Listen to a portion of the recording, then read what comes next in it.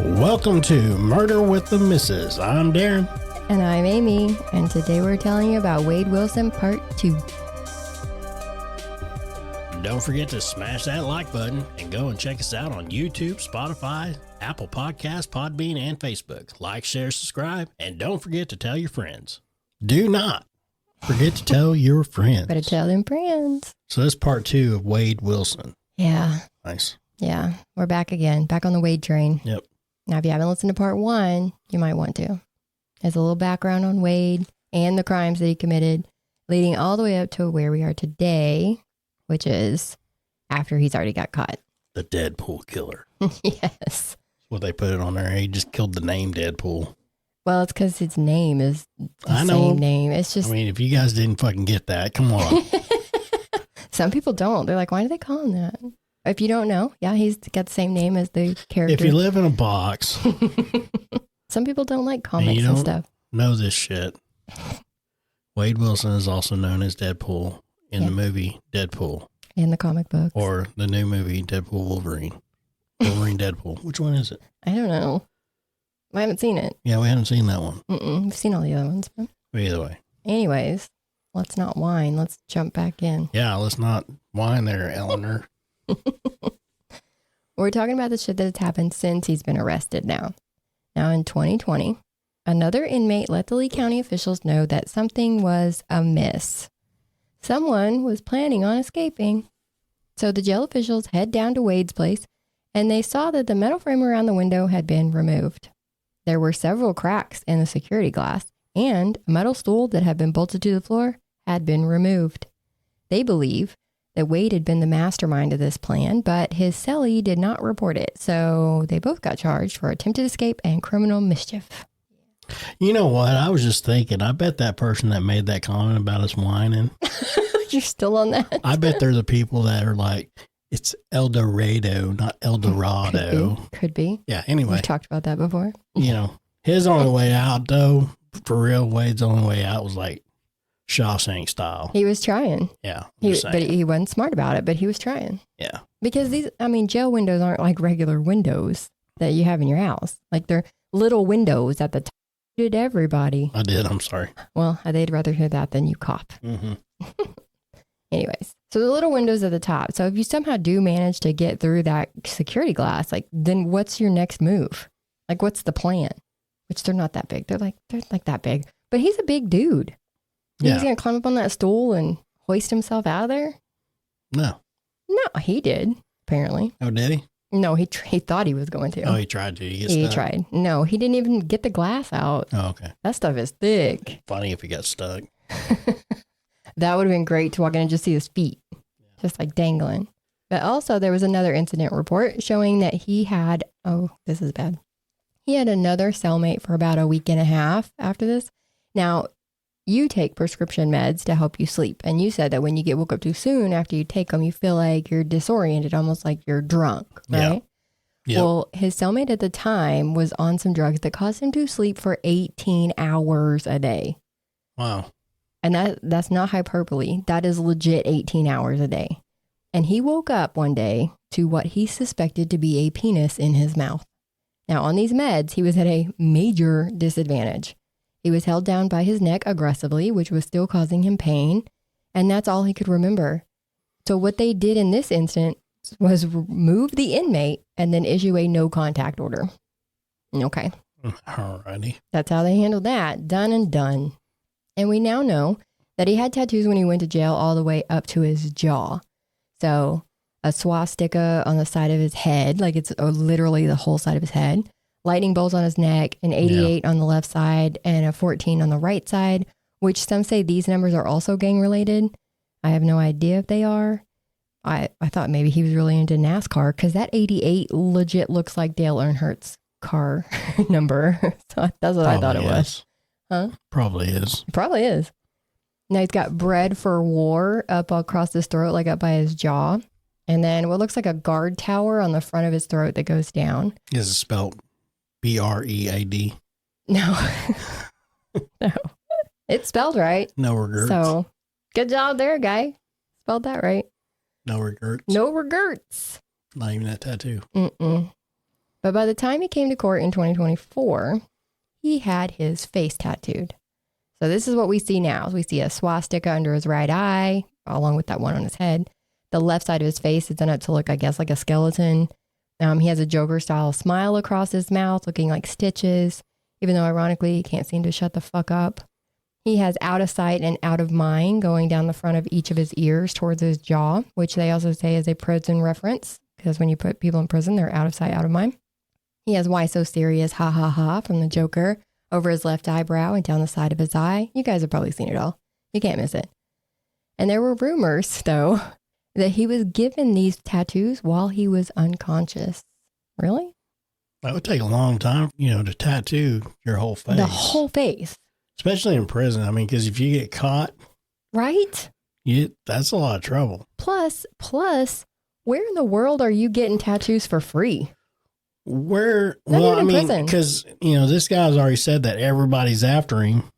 Yeah, they'd do a lot worse than put stuff he likes on his face. That's what I'm saying. I mean, who's giving him these tattoos if everybody's after him? I would expect like a penis on his chin or around his cheek. You'd get stuff like that. I don't think they'd actually take the time to give you what you want and what you like on your face.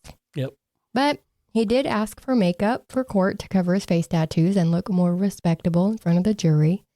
And then even though he was allowed to get it, he didn't use it. We saw him show up to court. Yeah, but see, why is he allowed makeup when women isn't? Some women do get makeup, yeah. Oh, because I remember there was some that... Well, you can put prison makeup on too. Well, yeah, I knew that. I mean, they would have to do prison makeup. Yeah. Well, you can ask for stuff and it gets granted. So he did ask for makeup and it got granted, but he didn't even use it. So I don't even know what he was doing with it.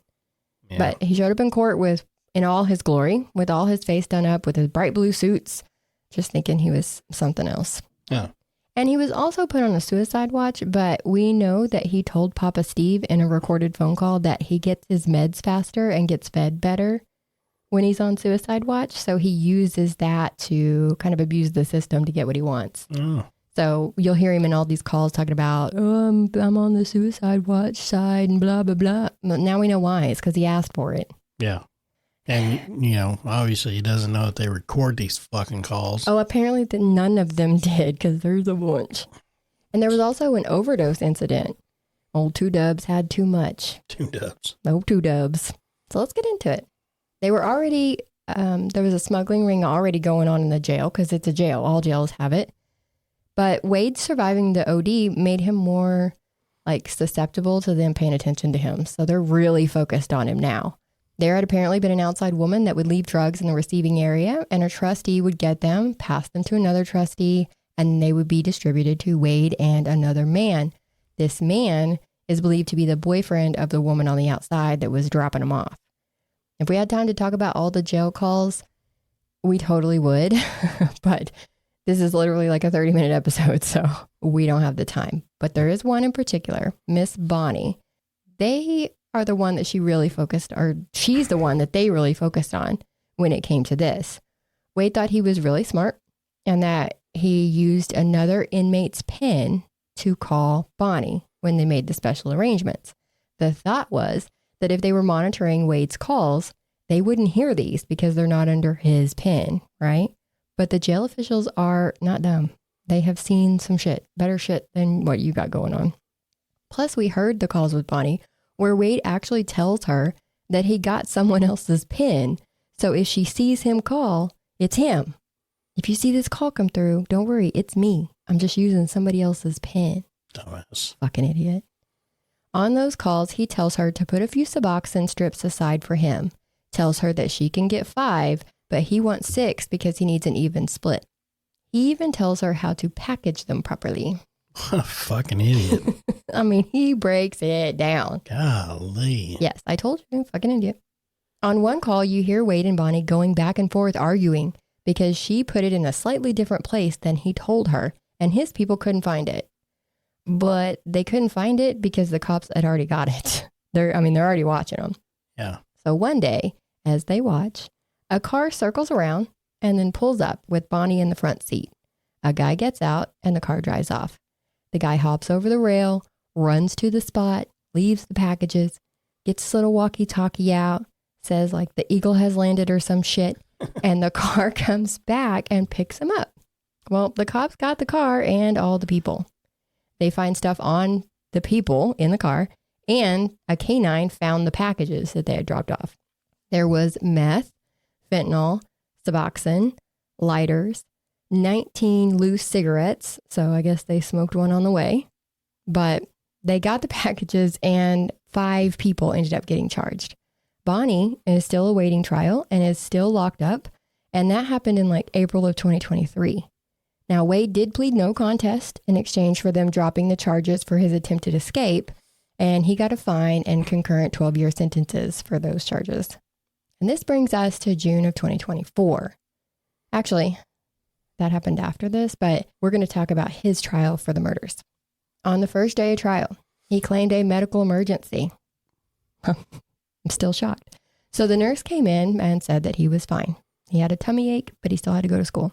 He walked funny every day of trial to make the leg shackles rub the back of his ankles until they bled through his socks.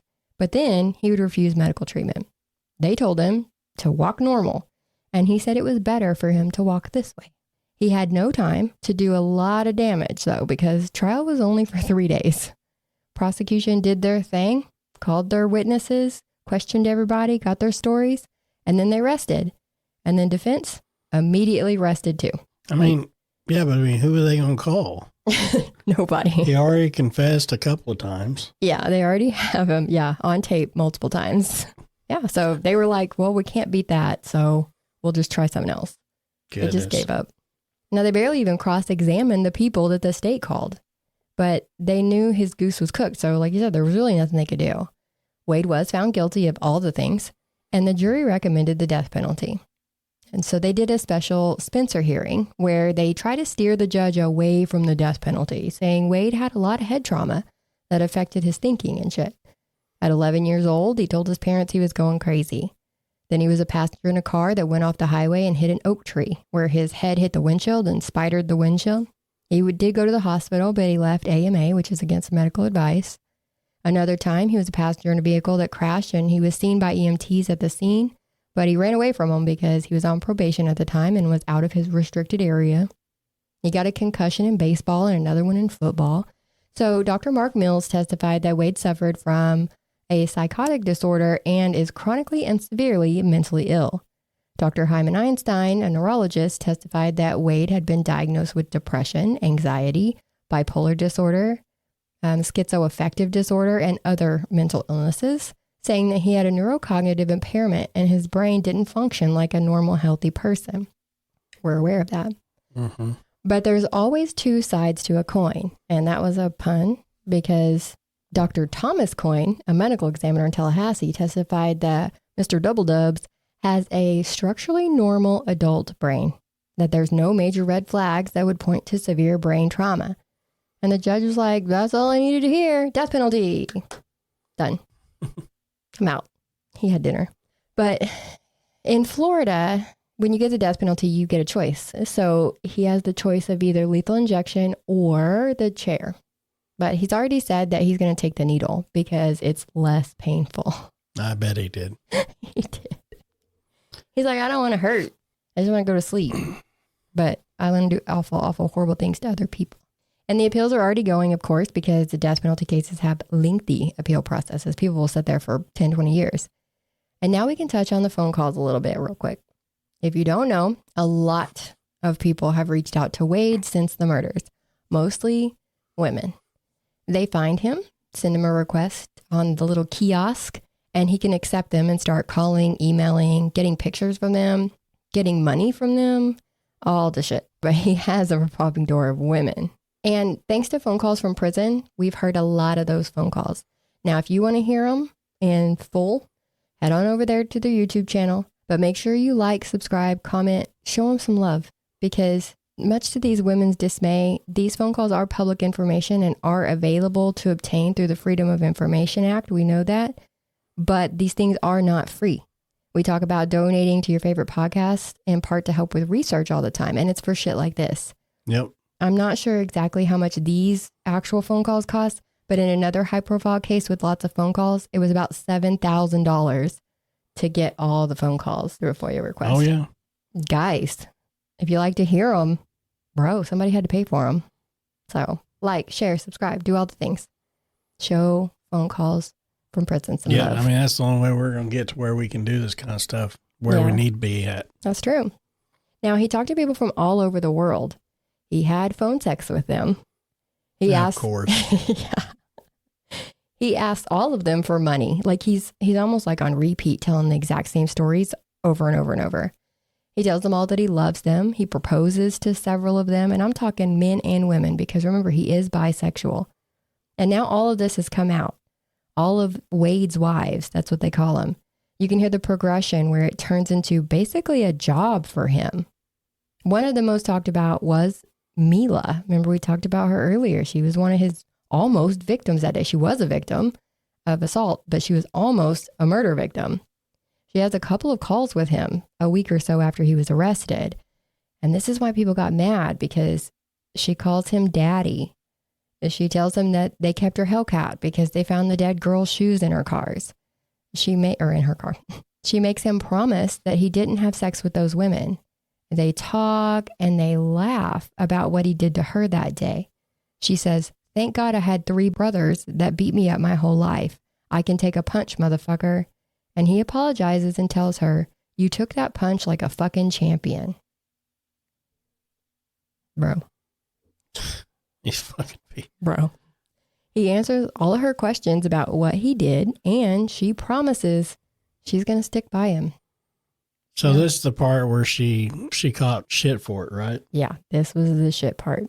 Good Lord. People felt some type of way about it for sure. But then Papa Steve calls him. She actually calls, so he's on the phone trying to tell her, baby, go down and put money on my books. Baby, you got to go down there by midnight. Are you walking down there? Baby, are you going down there? And she's like, I'm going to call your dad. And so she calls Papa Steve on 3-way, because we literally hear her tell Wade that she's waiting on some snow. She had just bought some snow, which is Coke. So they're all talking about all the things on there. But she calls Papa Steve, and then Papa Steve's like, "Call me back, Wade, call me back."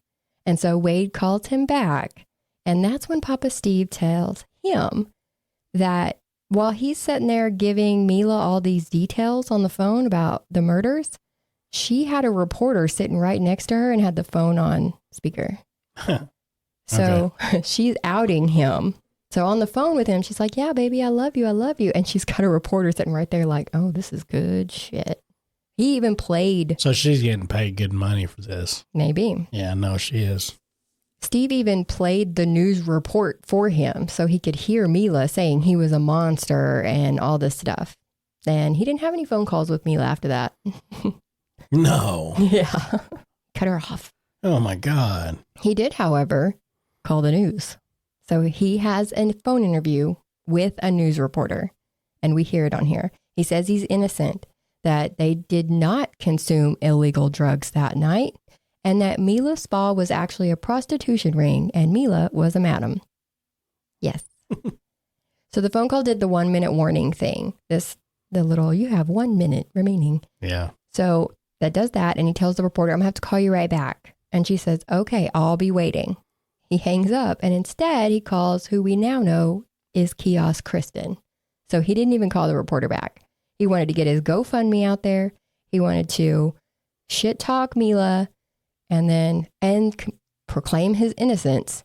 And he was done. That's all he wanted. Now, Papa Steve was not a fan of this. Yes, he turned Wade in, and he caught shit for that too. But this is his son, and he's trying to be there for him to help. He's got to accept the consequences of his actions. So Steve's like, "I'll help you do that as long as you're on the straight and narrow." You know what I mean? And what I believe to be the final call, because I don't think I heard any Steve calls after that, Steve's trying to tell him how stupid he sounds. There's a couple of confessions recorded already, and then now he's on with the news saying that he's innocent.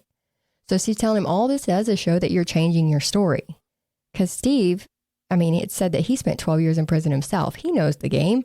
And plus he's, smarter than the average bear, but he was making very valid points.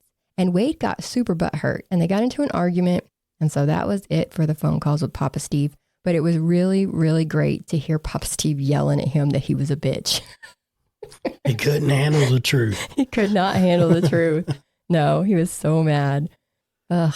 Now, Steve also mentioned something that we've heard rumors of, so he confirmed it, that Wade does have a child. He said that Wade had not mentioned the kids once. That's one of the things he yelled at him through the phone, is that he's never mentioned his kids ever, and he doesn't. You can listen to them all. He doesn't talk about them. And there was actually rumors that he had a son and a daughter. So we know now that the son is his, but a paternity test proved that the little girl is not his. But like I said, 2Dubs says the kiosk is his golden ticket. You hear him talk to his ex, Kelly. He tells Shannon he's afraid they're trying to kill him again by pumping gas through the vents in his cell. He tells a man named Joey that he's been bi his whole life and he's going to marry him one day. And he has some really shitty phone sex with a German girl. And I say it that way because it's really disgusting. Really gross. Very gross. He got to the point where he had the wives managing his Fundly, which is like a GoFundMe type of thing. He had his social media being taken care of. They were calling his lawyers for him, calling the jail for him. He had a whole organization. And at one point, he reportedly had $100,000 in donations to help with his legal fees. But you hear him and his main wife, Obsessed Jess, or you might hear referred to as Jessie, or even Maria, because she is all of those women. She says that it's about to come out that he's being represented pro bono. So they're going to have to figure out how to navigate that, because now they've swindled all these people out of all this money and it's not going where they said it was going. So Scammed them all, right? Scammed them. So now all the donors know that they were being scammed because these have all come out. Again, phone calls from prison. Good job. Some of these women even put their kids on the phone with Wade. That is so fucking stupid. Now and I'm talking teenage girls. That's so fucking stupid. They sent Wade pictures of their teenage daughters. And they need to be fucking locked up.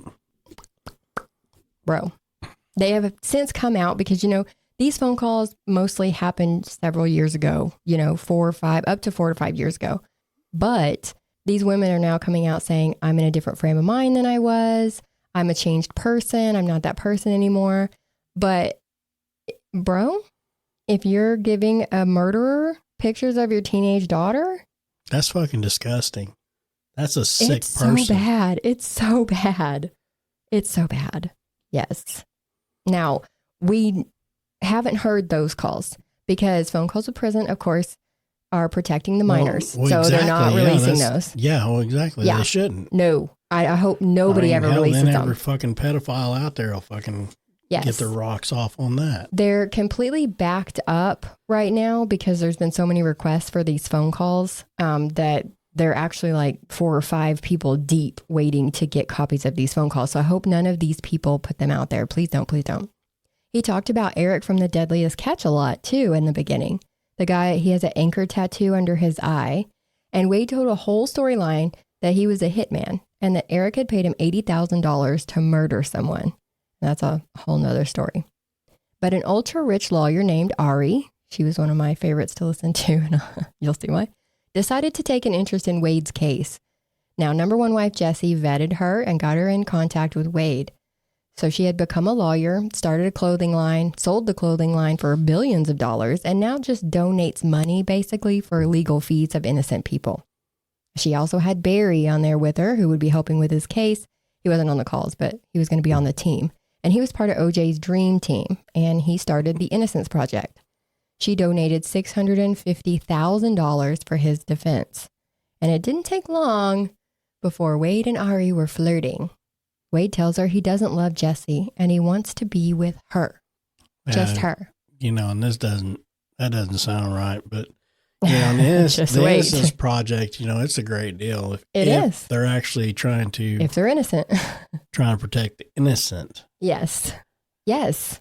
I think it's very necessary. But there's a point where you're just wasting your fucking resources. Well, let me tell you.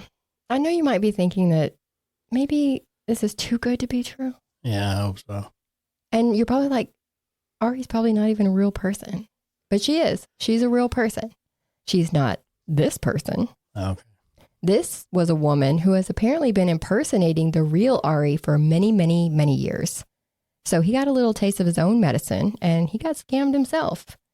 All he lost was hope, and he should have lost that a long time ago. But anyways, at least he got his little hopes up. They were so excited. Him and Jesse, they were just like, yes, yes, yes, yes, yes. I'm so excited. I'm going to see you. I'm going to marry you. And then no, it's not going to happen. But we do hear him talk a lot of shit on his own donors, the actual ones who donated money. One woman donated $21,000 at one time. And what does he say in the phone call with Jesse? Is she just that fucking ugly? Why is she so fucking ugly? What does she do for money? She's so fucking ugly. Maybe she has an OnlyFans. What for? Look at me and die? She's disgusting. Maybe she's got great fucking feet. Who said OnlyFans is all about boobs? I'm just saying. I mean, maybe she got nice maybe feet. she's got nice fucking hands. Who fucking knows?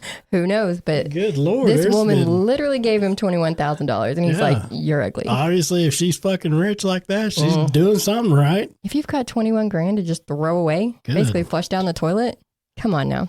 Golly. So instead of donating, let's keep our hard-earned money, people, shall we?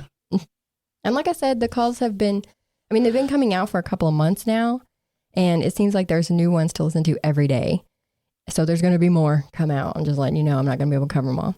In September, Wade and Jesse filed a civil suit against Lee County Sheriff's Office and the state attorney's office. There was a claim of declaratory, that's not a word. Okay. Declaratory relief and temporary and permanent injunction relief. The complaint says that since the calls started being released on YouTube, Jesse has been doxxed and received threats on social media. One online post said that she had a death wish, and that implied that someone's going to harm her. Now, no. I'm just going to throw this out there that maybe they're saying that she has a death wish because she's obsessed with a man who confessed to killing 2 women. Exactly. And he said he would have killed Mila too if there hadn't been so many people around. So, yeah, maybe that's your death wish, lady. Maybe they're not threatening you. Maybe they're trying to let you know that you must have a death wish if you're wanting to marry this guy. And have kids. They want to have 5 kids. Now, the clapback to that was filed on October 15th of 2024 with a notice of invocation of the Son of Sam's Law. That's the one that says that a killer and his fiancée cannot profit off the crimes. You dummies. So that should be an interesting lawsuit. But that's where we are. A lot of phone calls still being released. So if you go down that rabbit hole, like I said, you're going to hear the same thing on repeat. He tells everybody the same shit, that he only gets to shower once a week, that they don't feed him, and that he needs money for, he needs money for honey buns and shit. It's just so dumb. But yeah, so that's where we are. But you will have to listen to his annoying ass laugh too. That thing is the fakest thing I've ever heard. Yeah, and I'm sure we'll update this, sometime in the future. Oh yeah, because I'm sure they're going to keep doing shit. This is one of those that they just keep doing shit, kind of like Sarah Boone. Oh yeah. They just keep doing shit. Sarah Boone, and what's the other one? You said that Alex Murdaugh's got stuff I guess going on. he's got shit still going on that shouldn't be. Yeah, he's always doing something. And plus, I guess Netflix is making a documentary on Wade too, so that's going to be coming out. Yep. They're already interviewing people and carrying on. And as this comes out, we'll learn more. So, another thing we learned the other day was what he's spending his money on in jail. What? Lots of hair ties and Vaseline. Hair ties and Vaseline. And female deodorant. Now, you know what? Secret's got it going on. That's what they say. I actually hear a lot of people who's been in jail been like, that woman's stuff is strong. That shit would last forever. Yeah. That's hilarious. They need to make like a secrets for men. Why don't they? I don't know. I think they get like degree in there or something. What's that going to do? That's shit. There. See, that's why they go for the female. So it's like not that big of a deal. But there was also something that I saw. I didn't verify it or anything. So this could be a rumor and speculation or whatever. But there was something that came out that said he had a couple of pair of women's underwear in his pants. Not on, like in his butt. In his butt. Yeah. I did try to find his Funly, but it's been pulled down, of course. I did find one for his baby mama, though. So his actual mother of his son had a Funly going for money for the baby. And if it's actually her, she says she needs assistance for her little one and that Wade was being scammed by Ari and that Jesse was using the funds for his legal defense for her new house. So I guess even Jesse's doing a little scam. And the goal on there was $100,000, but there weren't any donations. There were a couple of GoFundMes, even one from his ex, Kelly. So remember Kelly, she was the one that was like, if you would have done something in 2019, we wouldn't be here now. She actually had one set up, a GoFundMe set up for attorney fees to help sue the police department for not doing their job. But I didn't see anything donated to that one either. And I think she kind of dropped that lawsuit. But yeah, there we go. So we'll do updates if anything wild happens in court. But for now, 2 Dubs is on his own. Since he's on death row, he's isolated, which is probably best because there's also a lot of rumors that people really want to hurt him in there. They really want him in Gen Pop, and he's really trying to stay out of there. And he probably will get put in there. I'm sure. If you think that going into isolation or being isolated like that on death row is a 100% security, eventually he's going to. No. Yeah, I mean, that's the whole thing. Eventually it's worse. Well, the guards, you think the guards are on the up and up all the time everywhere you go? Hell no. Look at, I'm not even going to say it. I'm not even going to go down that road, but there's lots of people who die in jail that have nothing to do with the other inmates. So if you think you're protected, think again. Think again. Think again. But anyway, that's it for this one. Hopefully you guys catch us on the next one. Let us know if you like the videos. Let us know if you guys like the videos. We're going to do videos and audios. So it's new year, new thing. So like, share, subscribe. Check us out next time. Bye.